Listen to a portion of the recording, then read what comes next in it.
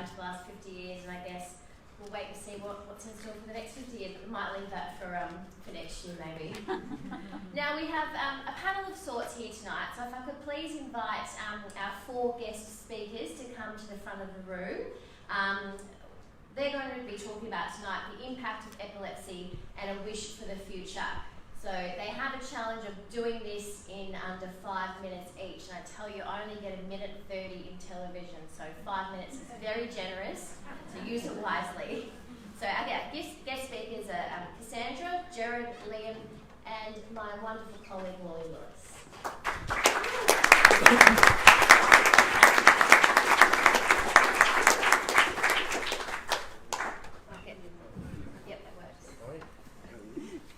I'm glad it must be Cassandra being the only female on the panel. I'm glad we got the colour memo right together today, so well done. So our first speaker is Cassandra D'Arcy. Cassandra was first involved in the association in the 80s and is now one of our valued volunteers. So Cassandra, tell us about your experience and what your wish for the future is.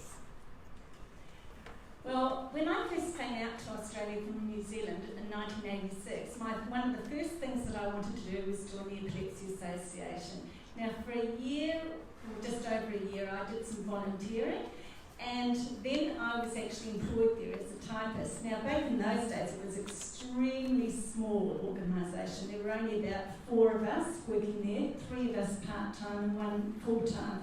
Back in those days, Doris Kemp and her son was still around, and we used to see them quite often. Back in those days, it was considered as a drop-in centre, and it was located at the Penny's building in the Queen Street Mall, which is no longer here now. I think it was owned by Coles, but don't quote me on that. Now, it was a drop-in centre for people just to come in on a casual basis and talk about their epilepsy and their medications and how things were affecting them. And if they wanted any knowledge about doctors around, who was around or what books were around. So we tried to develop a library, and it did quite well, except the library now, most of it's pretty much out of date. Of course, back in those days, this was in the 80s, we still were talking about grand mals and petit mals, which the young people are unaware of. And of course, some of us were having all different types of epilepsies back then. And I think that in the last 30 years since I first joined, it's come a really long way.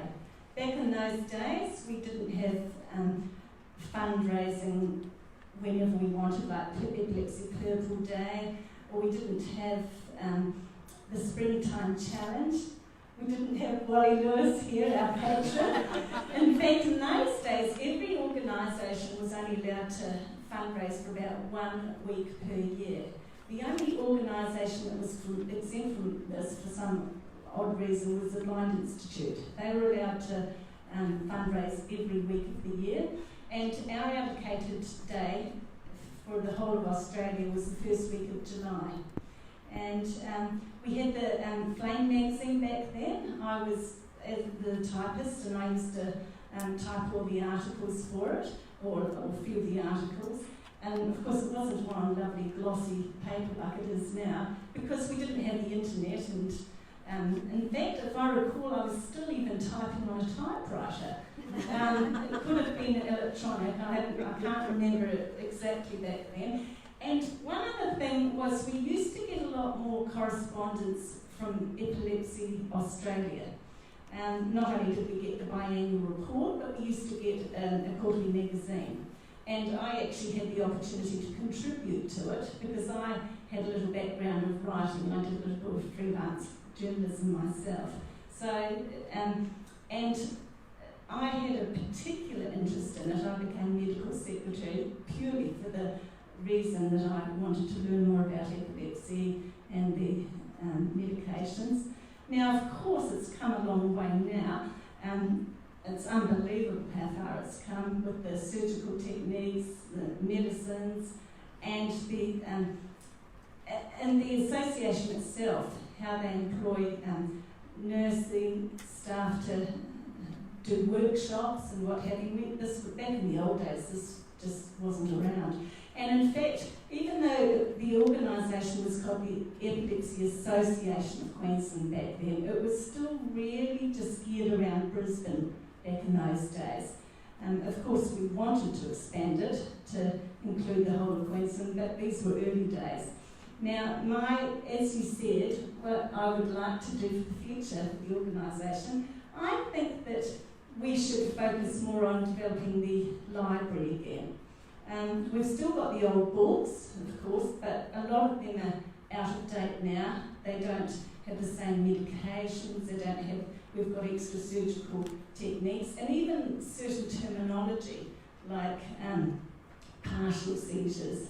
Now it's sort of focal, and little terminologies like this are different. And because we're now in the 21st century, I think that what we should do is focus on developing it in the internet, making it more internet accessible, which of course wasn't around 30 years ago, and giving people a bigger opportunity. Back in days 30 years ago, you didn't have opportunities to get information that was only readily available in medical libraries for medical staff, doctors and nurses. So that's what I think we should do, work on developing our library. Thank you. Very good project in 2019, which isn't too far away. Thank you for sharing those words with us, Cassandra. Now, our next guest is Gerrard, and I hope I pronounced that correctly. Yes. Gerrard is also a valued volunteer at Epilepsy Queensland. Now, Gerrard, you've had a very interesting journey with epilepsy, and you haven't let it get in the way. Tell us through your story. I might go elected. Yes, go for it. Just want to stand. Yep. Just Yes. Yep. Okay. So to the honourable, you are honourable, the King, Wally Lewis. Board members, guest speakers, and members and family. My name is Gerrard, and I'd like to thank you for allowing me to share my story with you. My journey with epilepsy began in grade 11 in 2008 when I started having deja vu feelings during my class. This quickly began developing into me having my first grand mal seizure in grade 12 the following year. I then went to see my neurologist, or a neurologist, and he said I had adult onset epilepsy. I was shocked at the time. I had no idea what epilepsy was. I felt it was like a death sentence. There was no family history, and I had not recently, or had no concussions. After finishing school, I went on to start my diploma of tourism, and at the suggestion of my school, who had put serious limitations on what they suggested I could do with my life, with my condition. At this point, I was having many drop seizures and absent seizures during the week, and the odd grand mal every few months. Life was very hard at this point. Every day my life was filled with anxiety about when and where the next seizure will occur. I had absences on trains, buses, and lost my TAFE books during one of the seizures. I tried many anti-epileptic drugs, including Keppra, Lamictal, Tegretol, and Topamax, and none, to name a few, none of them were controlling my epilepsy, and my cognition was limited whilst I was on a higher dosage of anti-epileptic medications. The seizures didn't help either, as they caused me to feel tired and drowsy. I now know I was a young adult and I couldn't swim, drive, walk the dog without worried parents or anxiety. People thought I was drunk or drug affected after an absent seizure, as I became a different person post-seizure. I was violent and swinging punches. I felt my freedom of movement was limited, and I was trapped with little future prospects. This was very much confirmed by others others' comments about what I could expect about my future. Around this time, my neurologist asked me if I wanted to go to Melbourne to do some tests to see if I was a candidate for brain surgery. I rejected his offer for a year. Then I got the courage to do to go down to Melbourne to do the test. Thereafter, the brain surgery. Around this time, I was making my decision. I had the privilege to speak to our patron Wally Lewis a week before the surgery with my father, and I thank him for his time and tips on what to expect before and after my brain surgery. Thanks, Wally. Since the surgery, I had been seizure-free 5 years, 9 months, 11 days.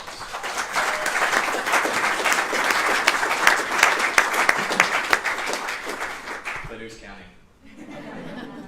Additionally, I'll be graduating as a registered nurse in 12 days.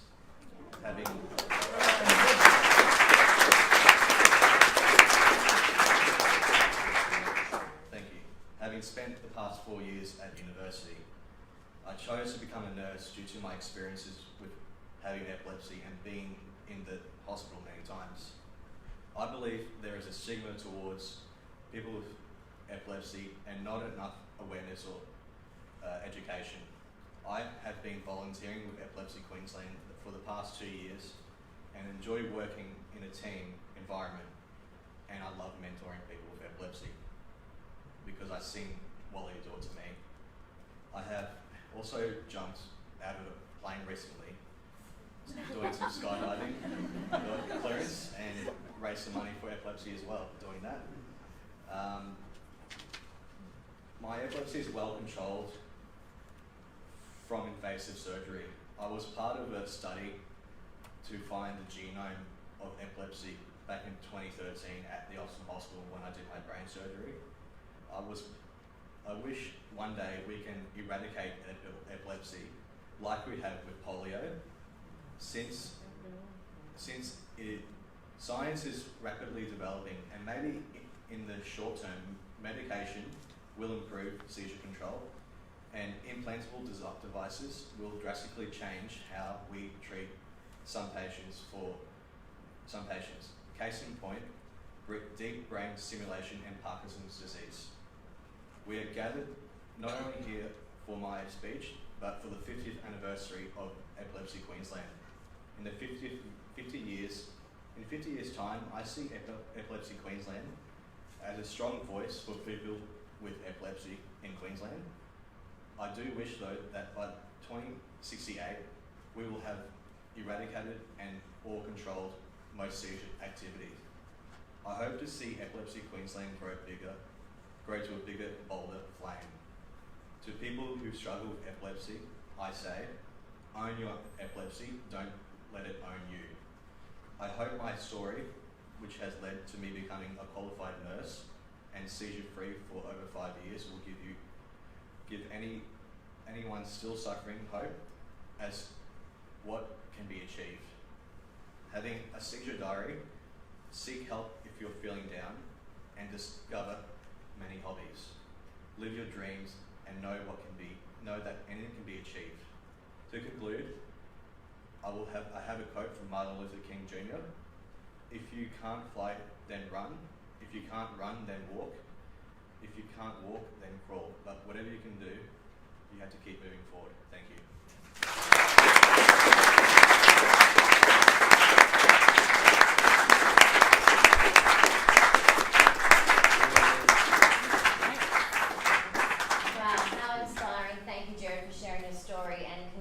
In advance on your graduation. I'm sure you will do wonderful work as a nurse and, as you said, helping to reduce that stigma, so all the best with your career.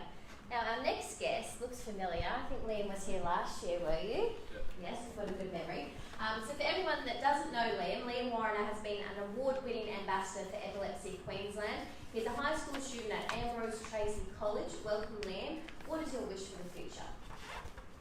Can't do it the left turn. Yes, you can. Feel free.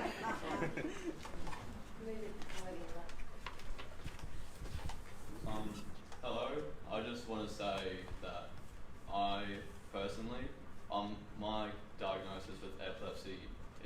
nearly as serious or just tolling on myself as anyone else here, I wouldn't think, and especially not you. And just hearing that, I think it was enough to make everyone shed a tear in this audience, and it's amazing to hear that.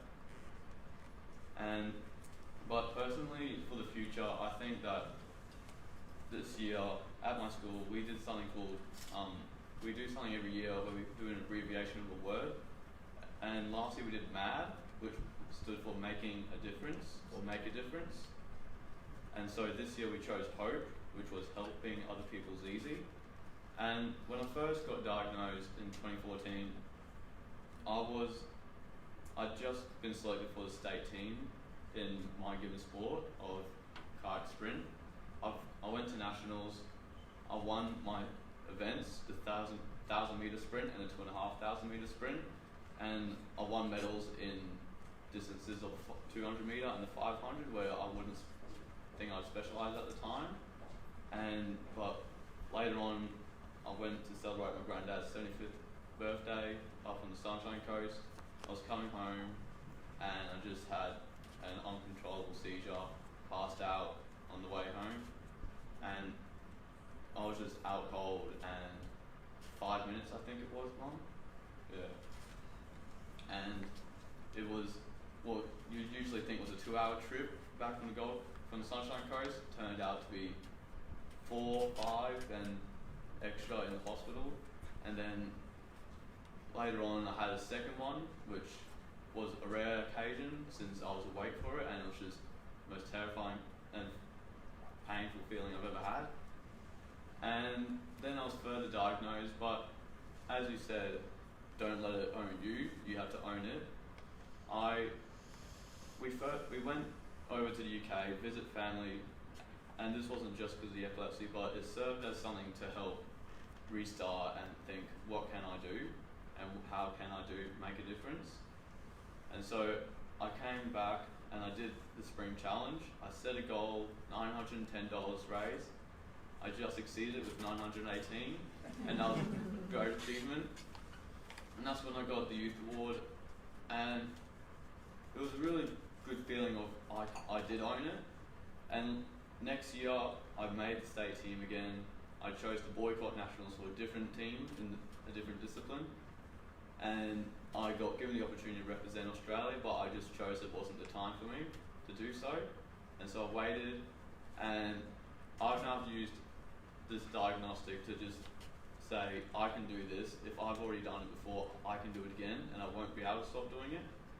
And so this year I pushed myself even further, and I got selected for the Australian team in sprint, and I flew down to Adelaide for my first time, and it was just the most amazing experience. And when I got back, I went to the purple night where the bridge was stood up purple, which was amazing. Had the interview, and it was great seeing everyone there, and so many young people who've gone through so much more than what I have. And I constantly think that I myself cannot compare to what they've gone through, but I can try to be someone of influence and someone to try and help and raise awareness for them. And while I was down in competition, I chose to elaborate on that hope thing that we had at school. And I didn't choose to make money because I thought something that could be more important is just general awareness for everyone. So it was just, I think, 10 facts of epilepsy, and I just went around to everyone, this Queensland team first. Within the first 10 people, everyone had a direct family member who was personally affected, all the coaches, competitors, and someone who really stood out was grandparents who their son just didn't choose to go this year, and they said, and this was a guy I looked up to since he was just a competitor, and he was a great athlete to paddle against, and it was just something that I was just blown away. And the number one fact that stood out to me was it was the most common brain disease or condition there is today. And that's why I think further on in the future, I think that it needs to be known that this is the most common condition, and that it needs to be taken a lot more seriously so more people know and more people can be aware of it. And personally, what I think Epilepsy Queensland can do in the next 50 years is that when I was first diagnosed, Helen especially gave me the support of going through and saying, how about 5 friends at school who can help you? And something like that helped me through it. And then later on, Wally came in and helped me. And that was knowing that I could stand up and present to the whole school of 500 boys in grade 7 was the best feeling I could have. Just giving my story and not being shy about it all. And then Wally standing next to me and giving a whole, and kicking it off with a compliment to the school about rugby, so that was pretty great. And then he gave his story, but even now today at school, they'll say, boys will know about epilepsy, and because they can now, maybe because they know there's someone they can see who has gone through it, and someone that they know that can stand out, like Wally, someone of such a high profile, they can now understand it, and that's why I see Wally as an idol. He's someone that can help you through it, someone that you can talk to, someone that will give his time up for you, for someone that needs it. And he may not, I did plan to do it again this year, but I thought next year, 50 years, that'd be a pretty good thing to do it for. Maybe hit 1,000 signatures and continue off this year. 1,000 signatures of just the whole school being aware, since there's so many new boys. And hopefully I think Wally can come back this time. Since it'll be grade 12 to 4, there's going to be 1,000 boys just losing their minds seeing their kid come to school. So I think to everyone here who has suffered, it's just amazing seeing that you can come to this, and I may not have, again, suffer as badly as you, but I want to help you as much as I can.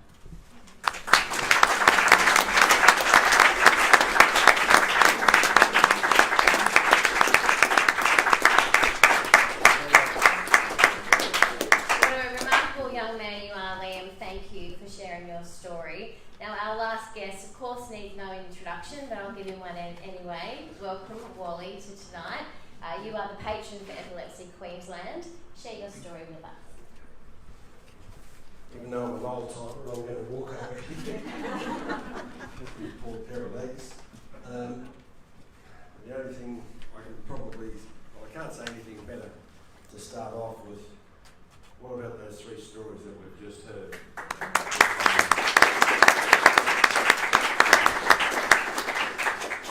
Anybody who hasn't shed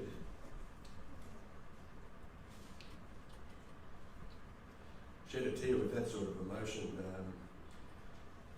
I've got to question it, because they certainly are some of the most wonderful feelings. And when you get told that you've given some sort of assistance to someone in their life, you feel pretty happy about it. And then I'd like to just direct it back to Epilepsy Queensland again. There's a pretty special lady down the front that I had a fair bit of conversation with, Helen, in my first drama, trying to work out which direction to go, where to travel, and with apologies to those that know the story already, I'll just go over it a little bit. I probably knew that I was dealing with epilepsy. I didn't know what it was to start with. I'd had a couple of these funny feelings. I was later told that it was a head knock and concussion, just a different kind. I was probably in a strange area where I just could not talk at the time when I was being asked, was I okay? I was answering a question, and something that I put as simply, or I should have put as simply as, yeah, I'm feeling okay now, everything's all right. I'd be saying, all right, simply I should, and the words would be backwards, sideways, upside down. I could get no construction to a sentence at all. But 8 minutes later, I was as good as gold. Everything was okay. Sometimes it'd be as short as 30 or 40 seconds, and I used to think, was it what they used to tell us about the footballers? We're not the smartest blokes in the world, us football players. We've got a couple of concussions, but it wasn't something I knew too much about. It continued on, went on for quite some time until we played a footy game against New Zealand at Suncorp Stadium, and I got a pretty heavy knock. So I just went to get some testing done the next day for concussion, and the doctor said, was it a very hard one? I said, well, it was just another one. They're all the same, really. I said, but I've been having these funny feelings. I said, and it's got nothing to do with the footy. Sometimes I'm just at home and I'll be sitting there watching the TV, and the words will be backwards, sideways, upside down. I've got no idea what they're talking about. My wife will come in and then I'll say something to her, and she'll sort of look at me and say, is everything okay? I said, yeah. And I try to get the words out again, couldn't do it. Go to the doc, and he'd sort of say, oh, well, have another concussion test. Yeah, still sort of showing up. But when I went to the Wesley on this particular occasion, when I informed the doc, he just said, have you ever had a number of conditions, and went through them, and epilepsy, no. And it continued on, 4 or 5 others, and epilepsy. I said, no. He kept going with another few and came back, and epilepsy. I said, no, you asked that 3 times. And he said, and you said no 3 times. You should be saying yes. I said, sorry. And he said, you're dealing with epilepsy. Has anybody in the family ever had epilepsy? And I said, no, I don't know anything about it. And he said, well, we better start talking about it. So that was the beginning of it all. I went into denial, kept saying to my wife, he don't know what he's talking about, that doctor. Might have all these letters after his name, he don't know what he's talking about. It continued on for quite some time, and then I had to accept it, had to work with it, and then started on. The next 20 years was probably something that was a blur for me. The denial was still there. Didn't want to know too much about it, and I've got a great bunch of friends, but I did not tell too many people at all. There was less than 10 people knew, and that was including my family members. My friends used to say, don't I trust them? I said, not one bit, not a single bit do I trust you. It'll get out of the bag, it'll be the front page, and I can't afford anything like that. No. All of that seemed to just progress forward until I was in the area where I felt that I had to make a pretty important decision. I was reading the news for Channel 9 and made a major mistake.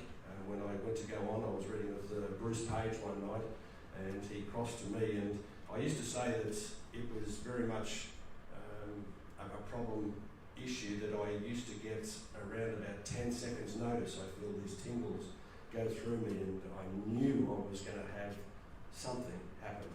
And Bruce was talking to me, and I went to reply, and it was just gibber that came out of my mouth. I couldn't say anything, and that was the beginning of it. I had to go then and have some more testing, and it was pretty good. But I went back exactly a week later, and I thought, well, it happened once, I'll just make sure I get plenty of sleep.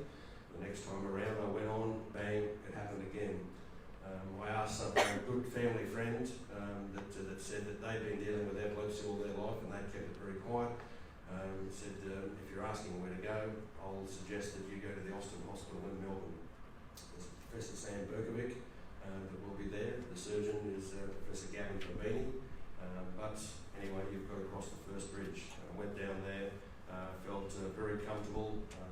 I asked, was it possible at all to get the surgery? They said yes, and then I inquired how much will they be taking out of my brain. And I used to get teased by the family. They'd say, well, you're a footballer, remember, it doesn't really matter. Wally, you've got to think about that.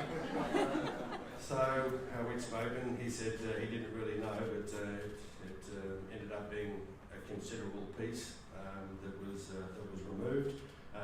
But the best part of the lot was that that was the end of my fearful days. Every day was a concern for me. Then it became every week, and then could I get through a few months, and what about a year? I was just trying to think about what is the date today. We're talking 11 years, 10 months, and so many days since I had the seizure the day before the surgery, and they have become the most important people to me in my life. I had this thing in Melbourne a few years ago, which was sort of paying credit to sports people, and they said to me that you can invite the 10 most important people in your life, your family members. And I said, what about the 10 most important people in my life? I'm not putting my family members down, but there is a couple of people that I'd like to invite. And I said, who was that? And I said, Professor Sam Berkovic and Professor Gavin Verbini. They've made me enjoy life all over again. They've made me realise just how lucky I am to have had an association with them. Now we get the chance to catch up with each other, but just as importantly, I've also had the pleasure through Helen Whitehead of being able to deal with some people that are asking me what I think that they should be doing rather than me asking other people like I did for so long. And every time you get the chance to answer a question like some of them, you feel like that you've just repaid a little bit of that debt. You've helped somebody else deal with the big E, something that has not become your best friend, but you don't want to put it into the category of your worst enemy because you don't want to build that fear factor. Being associated with Epilepsy Queensland and being able to come along to these events year after year have become part of my life. It is something that I've enjoyed.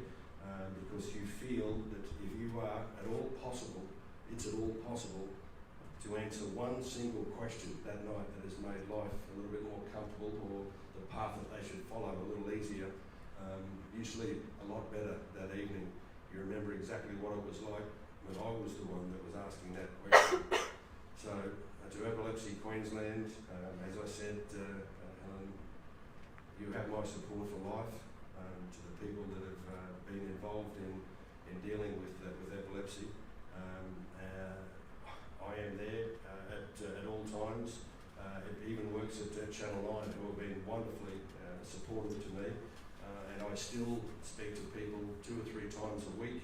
It might go without for 3 or 4 weeks, but then I'll probably put in about 7 or 8 the next week, and 20 or 30 the week after that. If in any way possible, and I'm sure that we all speak the same message here, if it's at all possible for us to give any sort of assistance in dealing with something that we didn't enjoy, we jump at that opportunity. So I've spoken for far too long now, I'll get out of it, but to Epilepsy Queensland, and I've got to say thank you, but to the people that give up their free time to be able to provide assistance to others that are confused beyond the levels of belief. I've got to say a very big thank you. You are the people that make life so much easier for those that are dealing with something that they do not enjoy being involved with. Congratulations to each and every one of you. If I get the chance to meet you, I will be thanking you personally, but you have provided assistance, wonderful assistance that can never ever be valued in life. I guarantee you that.